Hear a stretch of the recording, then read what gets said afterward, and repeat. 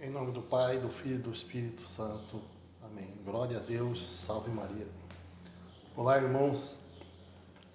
Queridos amados, estamos aqui para mais este momento de reflexão da palavra de Deus, a palavra que cura, que liberta, que salva. Aqui nesse programa você ouve a palavra viva de Deus. A salvação está no ar. Então, amados, eu trago hoje aqui o trecho da palavra de Deus do livro de Efésios, capítulo 5, no versículo 1.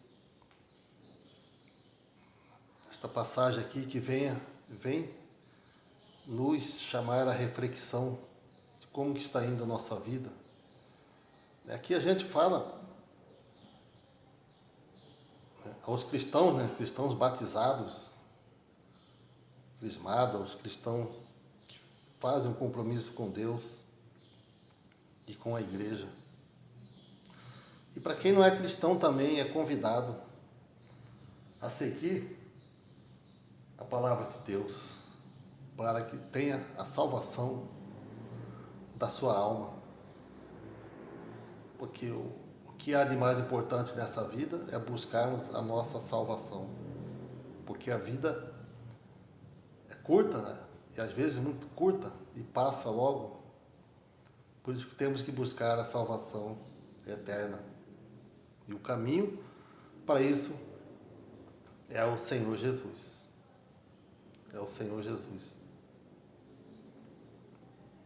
Então, o que diz aqui no livro de Efésios, carta de São Paulo aos Efésios, no capítulo 5, no versículo 1. Sede, pois, imitadores de Deus, como filhos muito amados. Progredi na caridade, segundo o exemplo de Cristo, que nos amou e por nós se entregou a Deus, como oferenda e sacrifício de agradável odor. Então, o Senhor Jesus, ele se ofereceu a Deus como sacrifício de agradável odor, odor de santidade e de pureza.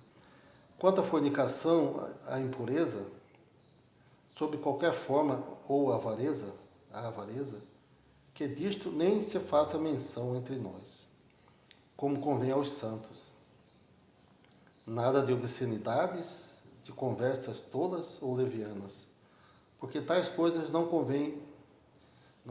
Em vez disso, ações de graças, porque sabei bem que nenhum dissoluto ou avarento ou impuro, verdadeiros idólatras, terá herança no reino de Cristo e de Deus.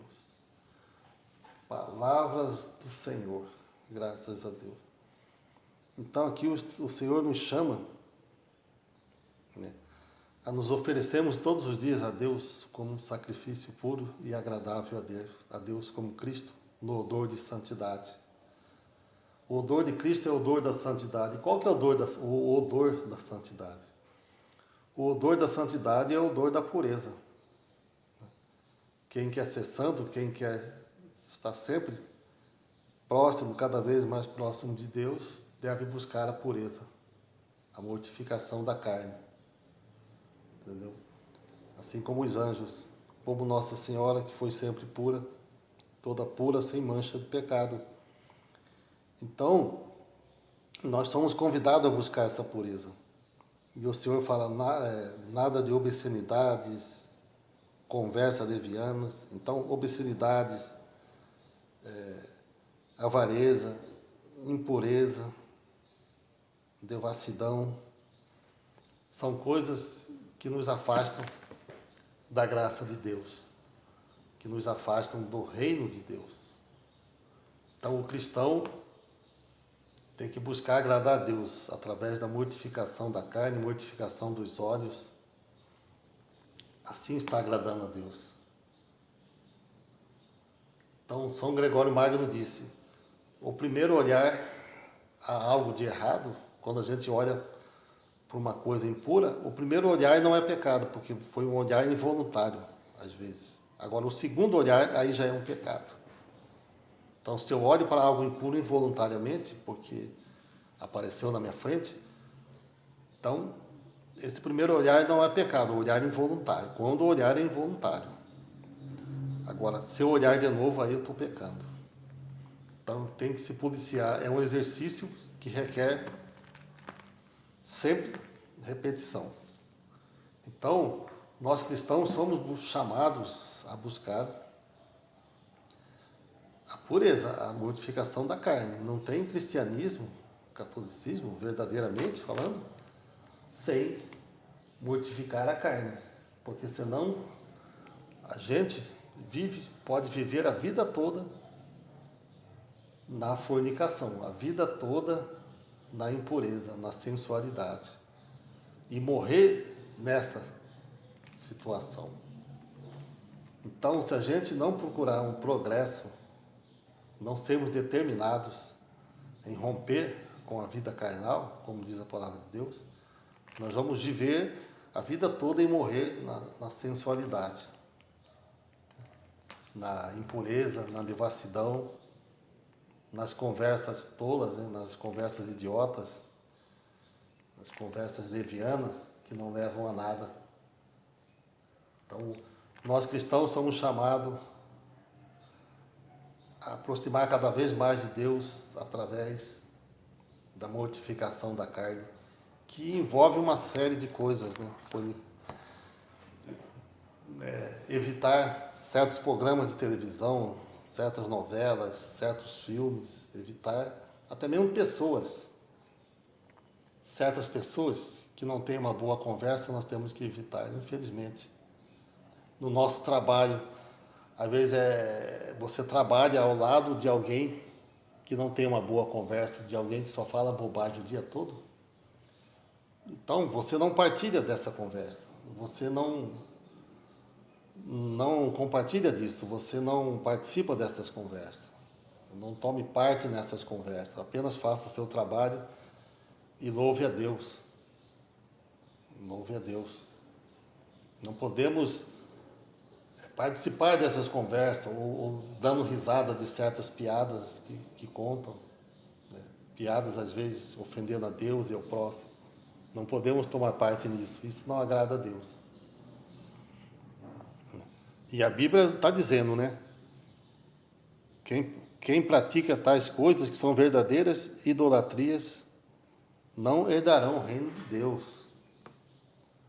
Então, o que é idolatria? Idolatria é eu ter uma imagem em casa, né? Uma imagem de veneração, como de Nossa Senhora dos Santos. Não é isso, é idolatria. Idolatria, hoje falando, como todo o Novo Testamento dessacrado, idolatria são as obras da carne, os ídolos que o homem criou, principalmente nos dias de hoje, que é o ídolo do prazer, do sexo, do dinheiro, do poder. Esses são os verdadeiros ídolos da humanidade hoje. Que a humanidade se prostra diante desses ídolos. E nós cristãos somos chamados a renunciar a esses ídolos a todo momento. Não podemos tomar parte nessas idolatrias. Então, quem quer seguir Cristo verdadeiramente, de perto, tem que buscar força no Senhor, buscar a misericórdia de Deus, clamar a misericórdia de Deus, viver no meio do povo de Deus, participando de encontros na igreja, participando das missas, dos terços em família, meditando na palavra de Deus, fazendo penitência. Quem pode fazer jejum. Para quê? Para que tudo isso? Para alcançar a salvação.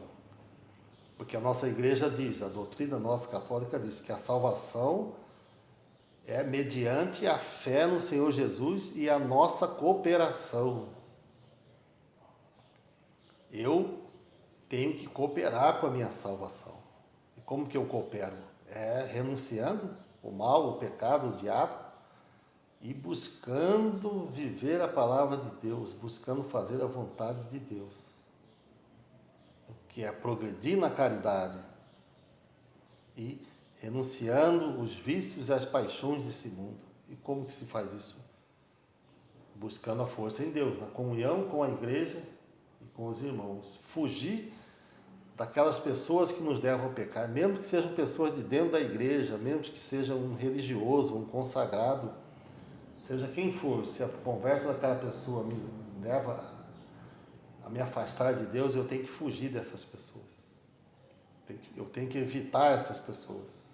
Aí não é falta de caridade, não. Aí é providência, é precaução. Então temos que fugir, esconder e se calar diante de certas situações. Fugir das ocasiões de pecado. Esconder dessas ocasiões, esconder daqueles que nos levam a pecar. E se calar diante de situações que, se eu falaria algo, eu poderia estar compartilhando de algo que não agrada a Deus. Então, irmãos, tomemos a palavra de Deus, meditemos nela dia e noite, tenhamos ela gravada em nossa mente, em nosso coração, em nossa alma, pedindo essa força do Espírito Santo, essa força de Deus, e nós progredirmos nessa caridade e no cumprimento da palavra de Deus, pedindo força ao Espírito Santo, clamando a Deus, ajoelhando, suplicando a Deus, clamando a força dele, a força do Espírito Santo, pedindo o auxílio de Nossa Senhora, dos anjos, dos santos, que todos eles nos ajudem a nós a conquistarmos a nossa salvação e da nossa família, dos nossos familiares também. Então fica aqui o recado de hoje, queridos irmãos, que Deus abençoe todos nós, em nome do Pai, do Filho e do Espírito Santo. Amém.